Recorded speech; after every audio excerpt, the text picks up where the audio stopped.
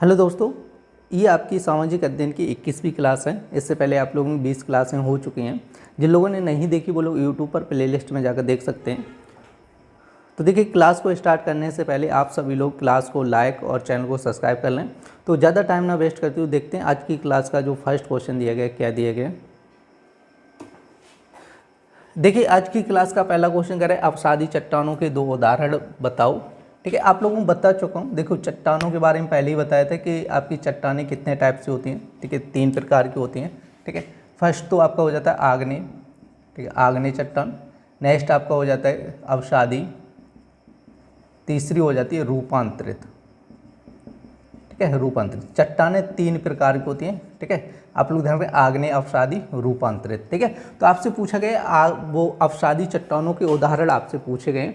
तो देखिए, बहुत कायदे से आप लोगों को समझा चुका हूँ। ठीक है, अवसादी चट्टान, आग्नेय चट्टान के बारे में। तो आपके यहाँ पर अवसादी चट्टान के 2 उदाहरण पूछे गए। ठीक है, तो आप लोग ध्यान रखें, अवसादी चट्टान के 2 उदाहरण क्या, एक तो बलुआ पत्थर हो जाए और यहाँ पे आपका खड़िया दिया गया है। ठीक है, और एक चीज़ ध्यान रखना, अवसादी चट्टानों का निर्माण कैसे होता है। ठीक है, एक तो हो जाता है अपक्षय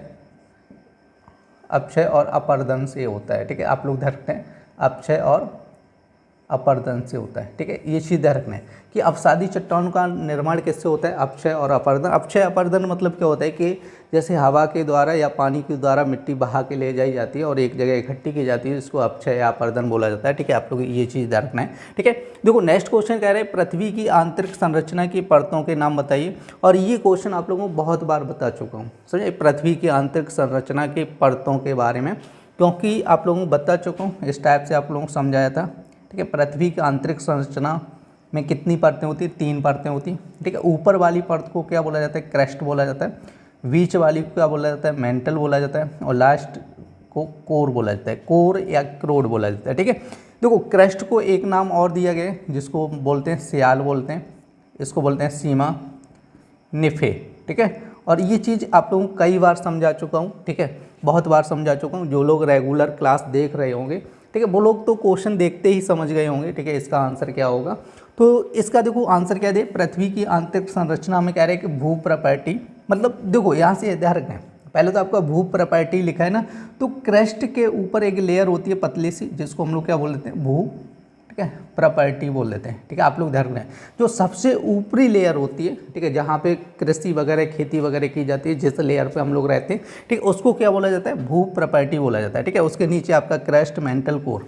तो आपकी संरचना में क्या कह रहा है, एक तो भू प्रॉपर्टी कह रहा है, नेक्स्ट कह रहा है मेंटल, और क्या कह रहा है, कोर कह रहे हैं। ठीक है, आप लोग ध्यान रखना, 3 आपकी परतें होती हैं, क्रस्ट, मेंटल, कोर। इनको या तो ऐसे भी बोला जा सकता है, सियाल, सीमा, निफे। देखिए नेक्स्ट क्वेश्चन कह रहे हैं कि रूप परिवर्तनकारी कारक किन्हें कहते हैं। तो आप ध्यान रखना, भूपटल के भूदृश्य बनते एवं बिगड़ते रहते हैं। ठीक है, भूदृश्य मतलब क्या होता है कि पृथ्वी की जो ऊपर की संरचना होती है वो क्या होती है, बनती और बिगड़ती रहती है। कह रहे हैं कि भूदृश्यों के विकास एवं विनाश में कह रहे हैं कि समेकित रूप से जिन कारकों का प्रत्यक्ष एवं परोक्ष रूप से योगदान होता है, उन्हें धरातल पर क्या कहते हैं, परिवर्तनकारी कारक कहते हैं। ठीक है, तो मतलब क्या होता है कि भूदृश्य के विकास और विनाश में क्या होता है कि जिन कारकों का प्रत्यक्ष और परोक्ष रूप से योगदान होता है, उन्हीं कारकों को हम लोग क्या कहते हैं, परिवर्तनकारी, ठीक है, कारक कहते हैं। कह रहे कि उनको कह रहे कि 2 भागों में विभक्त किया गया है। ठीक है, एक तो होता है अंतर्जात, दूसरा होता है बहिर्जात बल। ठीक है, अंतर्जात बल, बहिर्जात बल। ठीक है, आप लोग देख रहे हैं, देखो अंतर्जात बल या अंतर्जात बल क्या होता है, तो ये चीज़ आप लोग ध्यान रखें कि पृथ्वी के अंदर, ठीक है, पृथ्वी के अंदर लगने वाले बल को हम लोग क्या कहते हैं, पृथ्वी के अंदर लगने वाले बल को क्या बोला जाता है, अंतर्जात बल बोला जाता है। ठीक है, आप लोग ध्यान रखें, पृथ्वी के अंदर लगने वाले बल को हम लोग क्या बोलते हैं, अंतर्जात बल बोला जाता है। ठीक है, अंदर मतलब पृथ्वी के अंदर भी क्या होता है कि फोर्स लगते रहते हैं, जिसके कारण क्या होता है, चट्टानें इधर उधर खिसकती हैं, एक दूसरे से टकराती हैं, जिसकी वजह से क्या होता है, भूकंप वगैरह आते हैं। ठीक है, पृथ्वी पर भूकंप आने का कारण यही है कि पृथ्वी के अंदर क्या होती है, चट्टानें होती है जो खिसकती रहती हैं, एक दूसरे के पास आती हैं, दूर आती हैं। ठीक है, इससे क्या होता है कि भूपटल पर क्या होता है कि चेंजमेंट होते रहते, परिवर्तन होते रहते। तो वही कह रहे हैं, भूपटल के भू भूदृश्य में बनते एवं बिगड़ते रहते हैं। ठीक है, भूदृश्य मतलब ऊपर वाला जो होता है ना भूपटल, वो क्या होता है, बनता और बिगड़ता रहता है। और वो बनता बिगड़ता किसकी वजह से है? ठीक है, अंतर्जात बल और बहिर्जात बल। ठीक है, बहिर्जात बल मतलब क्या होता है, पृथ्वी के ऊपर, ठीक है, पृथ्वी के ऊपर जो वायुमंडल द्वारा जो फोर्स लगाया जाता है उसकी वजह से भी कुछ चेंजमेंट होते हैं। ठीक है, और पृथ्वी के अंदर भी जो फोर्स लगता है उसकी वजह से भी चेंजमेंट होते हैं। तो इन्हीं को बोला जाता है आपका रूप परिवर्तनकारी कारक। देखिए नेक्स्ट क्वेश्चन कह रहा है कि मैग्मा क्या है। ठीक है, आपका जो फर्स्ट क्वेश्चन आपका मैग्मा क्या है, नेक्स्ट कह रहा है लावा किसे कहते हैं। देखो लावा और मैग्मा एक ही बात होती है। ठीक है, ज़्यादा कुछ डिफरेंस नहीं है, मैग्मा को ही लावा बोला जाता है। तो यहाँ पे देखो मैग्मा क्या है, तो आपका आंसर देखो कह रहा है, यहाँ पर देखो आपका गलत लिखा है, यहाँ पे धरातल होगा। ठीक है, धरातल के अंदर या पृथ्वी के अंदर, कुछ भी लिख सकते हैं, धरातल भी लिख सकते हैं या पृथ्वी भी लिख सकते हैं।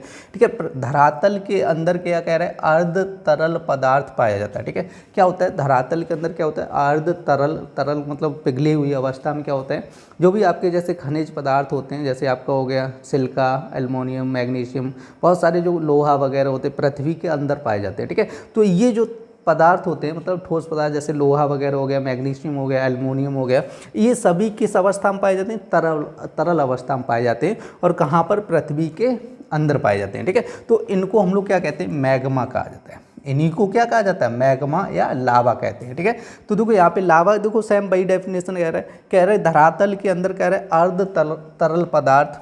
ठीक है, कह रहे कि अर्ध तरल पदार्थ जब धरातल पर निकल कर फैल जाता है। ठीक है, जब क्या होता है कि जैसे पृथ्वी के अंदर जो अर्ध तरल पदार्थ भरा हुआ है वो क्या करता है कि जब निकल कर ऊपर पृथ्वी पर फैल जाता है तो इसे हम लोग क्या कहते हैं, लावा कहते हैं। ठीक है, जब निकलता है ना तो हम लोग क्या बोलते हैं, ज्वालामुखी उद्गार बोला जाता है। ठीक है, आप लोग ध्यान रखें, क्योंकि ज्वालामुखी विस्फोट होता है तो उसमें क्या होता है कि जो मैग्मा होता है या जो लावा होता है वो क्या होता है, निकल के पृथ्वी पर बाहर फैलता है। तो इसी को हम लोग क्या बोलते हैं, लावा बोलते हैं। देखिए नेक्स्ट क्वेश्चन कह रहा है कि ज्वालामुखी क्या है। तो आप लोग ध्यान रखें कि ज्वालामुखी एक ऐसा शंक्वाकार पर्वत है, कह रहे जिसके द्वारा कह रहे भूगर्भ से कह रहे कि नाली या दरार द्वारा कह रहे आकस्मिक रूप से कीचड़, धुआं, वाष्प, गैस, लावा या कह रहे चट्टानी पदार्थ का प्रवाह धरातल पर पाया जाता है। ठीक है, उससे हम लोग क्या कहते हैं, ज्वालामुखी कहते हैं। तो ज्वालामुखी में क्या होता है कि आपका इस टाइप से क्या होता है, पृथ्वी के अंदर क्या होता है कि आपका तरल पदार्थ भरा होता है। ठीक है, और वो तरल पदार्थ क्या होता है कि पृथ्वी पर बाहर आ जाता है। ठीक है, क्लियर नहीं, ऊपर पृथ्वी की जो भू प्रॉपर्टी होती है उसको तोड़ के पृथ्वी पर बाहर आ जाता है। जब ज्वालामुखी विस्फोट होता है या ज्वालामुखी उद्गार होता है तो उसके साथ में क्या होता है कि बहुत सा धुआं निकलता है, जैसे वाष्प वगैरह, गैस वगैरह, ये सारी चीज़ें उसके अंदर से निकलती हैं। समझिए, गैस भी निकलती है, धुआं भी निकलता है, लावा निकलता है। लावा निकल के क्या होता है कि पूरी पृथ्वी पर, ठीक है, उसके आसपास फैल जाता है और धीरे धीरे क्या होता है, ठंडा हो जाता है, जिससे क्या ले लेता है, एक चट्टान का रूप ले लेता है। ठीक है, और आप लोगों को बताया था जो आग्नेय चट्टान होती है, ठीक है, आग्नेय चट्टान का निर्माण किससे होता है, ज्वालामुखी उद्गार से ही होता है। आप लोग ध्यान रखें, आग्नेय चट्टान का निर्माण किससे होता है, ज्वालामुखी उद्गार से ही होता है, क्योंकि जो लावा निकलता है पृथ्वी पर, ठीक है, ठंडा हो जाता है, उससे जो चट्टान बनती है उसको हम लोग क्या बोलते हैं, आग्नेय चट्टान बोलते हैं।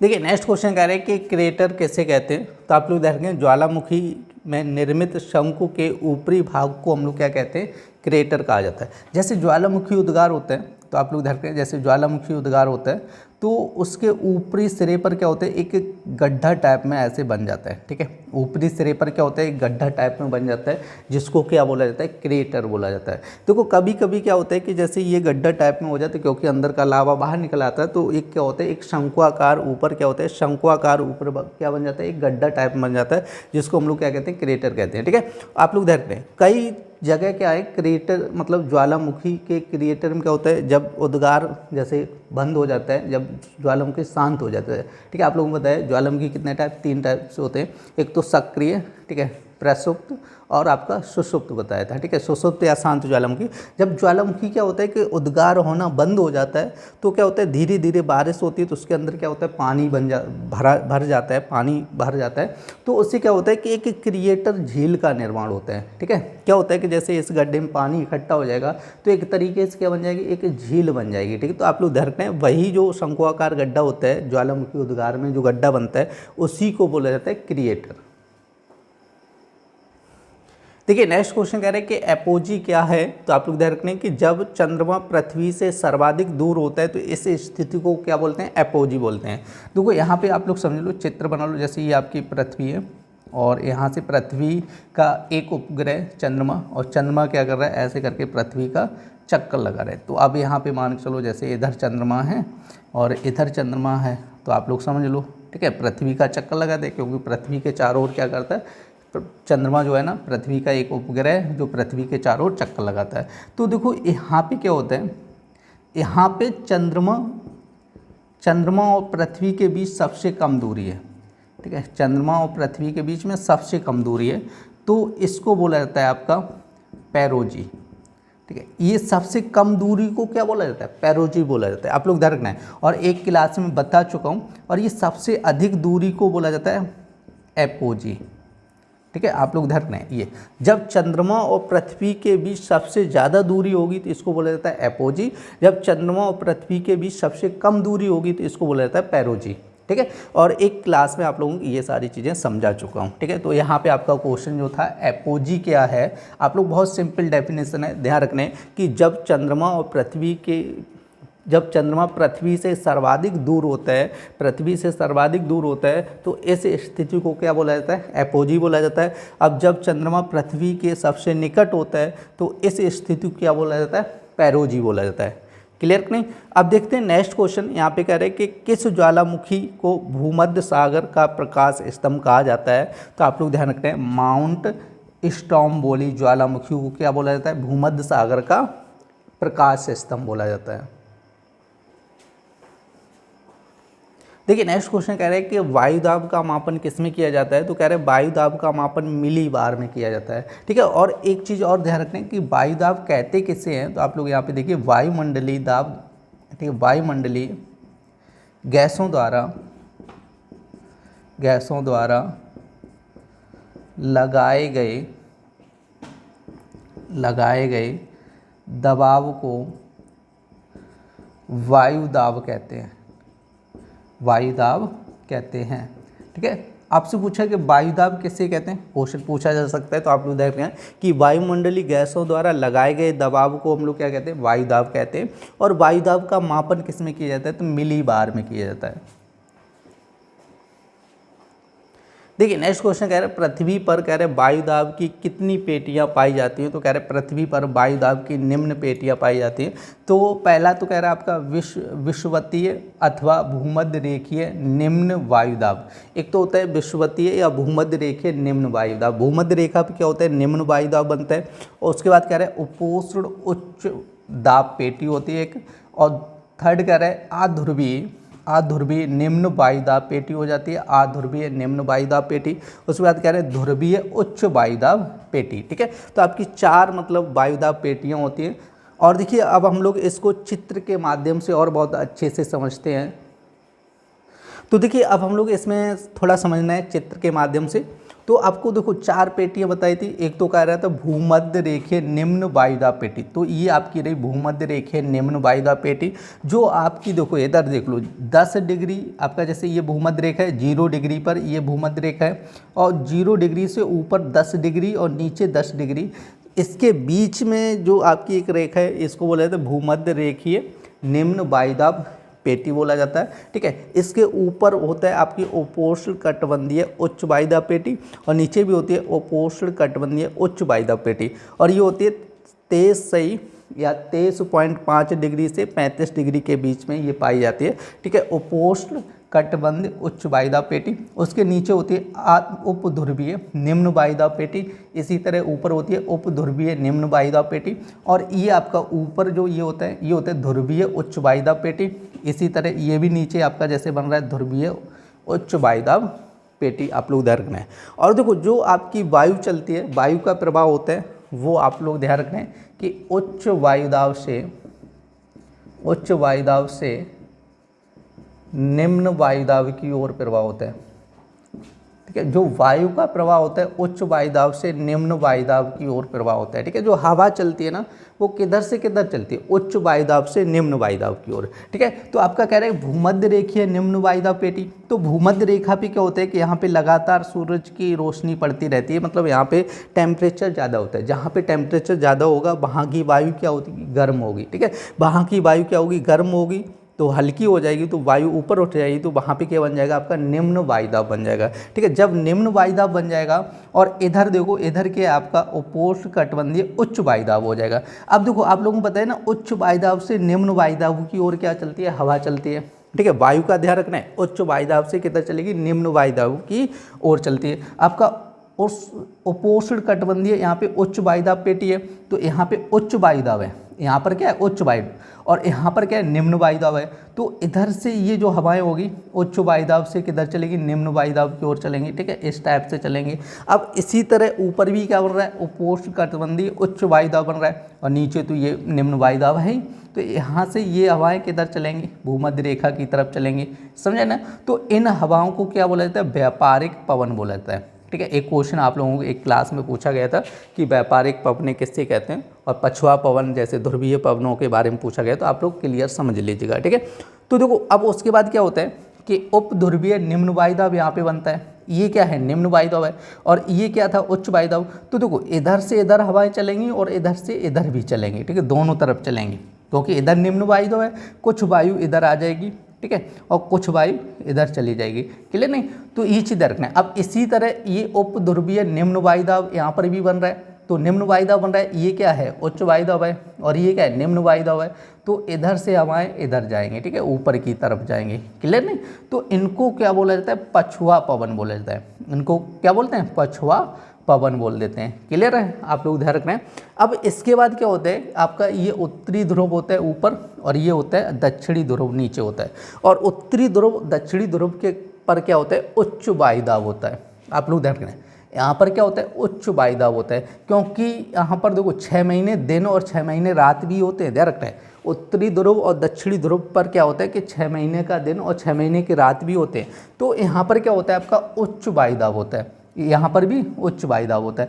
तो इधर उच्च वायुदाब से हवा किधर आएगी, आपकी निम्न वायुदाब की ओर आएगी। तो ये ऊपर क्या है, ध्रुव है, और ध्रुव से वायु कहाँ पे आती है, निम्न वायुदाब की नीचे की ओर आती है। तो इसलिए इनको बोला जाता है ध्रुवीय पवन, क्योंकि ध्रुव से नीचे आ रही तो ध्रुवीय पवन बोला जाएगा।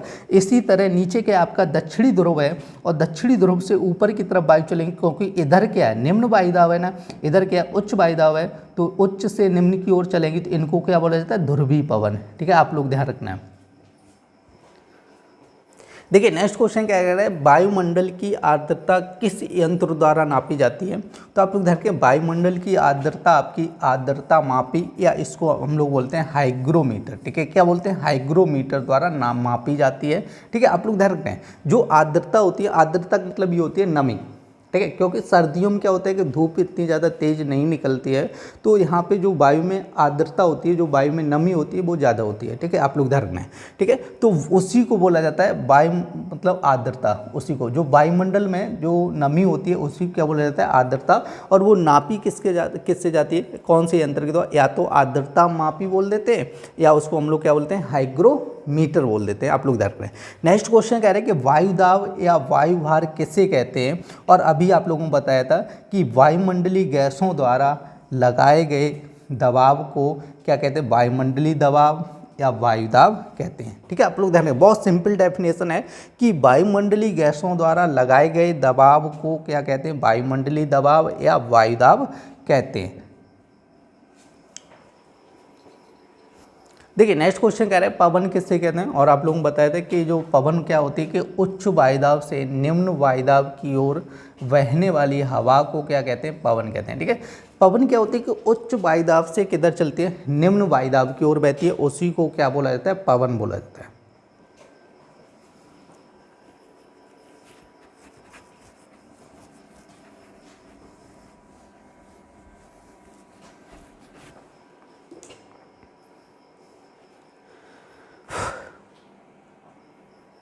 देखिए नेक्स्ट क्वेश्चन कह रहा है कि कोरियोलिस बल क्या है। ठीक है, कोरियोलिस बल की बात कर रहा है। तो आप लोग ध्यान रखें, पृथ्वी के घूमने के कारण उत्पन्न होने वाला एक आवासीय बल है।